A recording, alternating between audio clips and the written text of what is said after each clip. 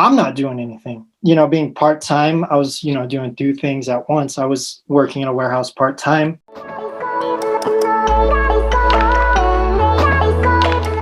And then I would do real estate on the side, start ramping up on my efforts and notice like the more I put into real estate, the more is coming out. And that's how I started the 3 deals, is because I started engaging more, showing presence. Because that's another thing, that having that presence as a newer agent, people forget about you. I lost a couple deals from really good friends that were like, oh, I totally didn't know that you were an agent.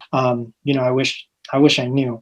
And that's just ramping up on your social channels. And that's why I started YouTube. It was not only a way to teach people, but to just show that awareness where I could. Yeah, that's great that you mentioned that, because especially when you're new, you have to show enough consistency where people are familiar with what you even do for work and as a career, because most people who start out as an agent don't actually even tell their friends and family that they're agents, so how is anyone going to know that you're an agent or to go to you and use you if you haven't shared that?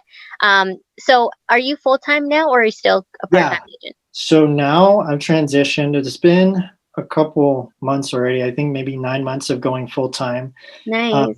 Because after I closed a couple deals, it was enough for me to step back and really realize, like, hey, this is something that I could save a little bit. And that's another thing, allocating and planning is something a lot of people don't think about. Is once you start closing, save a little bit. And then once you make that time to jump full time and spread more awareness, that's where it picks up. Like, I mean, I feel like sometimes there's that dream of being that $1 million agent right away. Right. So the thing is like that, I mean, unless you're super lucky, like that just doesn't happen. Yeah, so you worked really hard to get to where you are. So congratulations on going full time. If you're an agent out there who's kind of nervous, or, you've been in the business for a little bit, you just don't want to make that jump. Once you've saved enough and you've planned, because for me, I'm married and I have a spouse who was able to hold it down for a couple months.